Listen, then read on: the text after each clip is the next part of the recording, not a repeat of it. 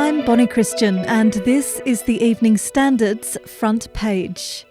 Boris Johnson has resisted pressure for a faster easing of lockdown despite a strong decline in COVID-19 infections, with the minister saying it will take months to get back to normal.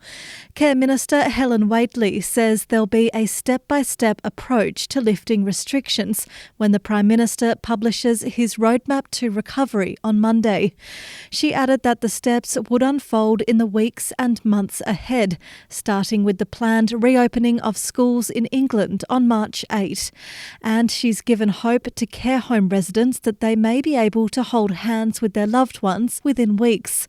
Ms Whatley says the government wants to increase visits to care homes after many have not seen their families for months. Talks have started between Britain and Greece, which could pave the way for holidays this summer in the Mediterranean country.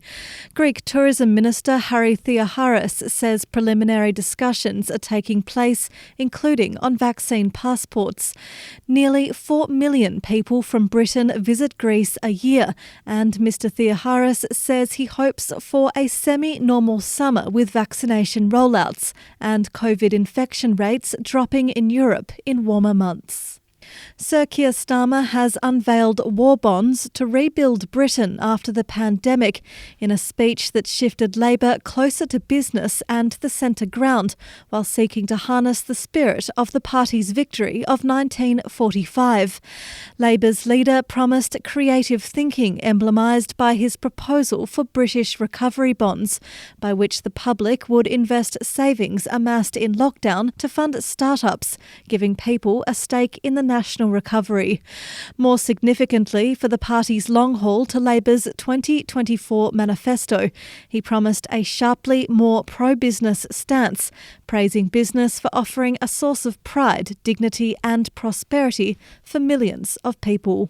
The Duke of Edinburgh has spent a comfortable second night at a private London hospital where he is expected to remain resting for the next few days.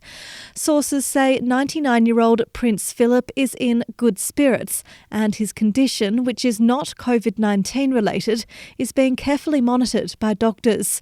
The Duke, who insisted on walking into the King Edward VII Hospital in Marylebone on Tuesday evening, was admitted on his doctor's advice as a precautionary measure after he felt unwell, Buckingham Palace has confirmed. And finally, Naomi Osaka booked her place in a fourth Grand Slam final as she again dashed Serena Williams' hopes of a record 24th career Grand Slam title.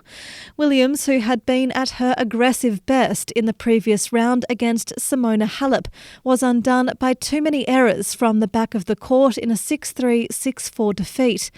Meanwhile, Novak Djokovic ended the remarkable run of qualifier Aslan Karatsev to reach a 9th Australian Open final.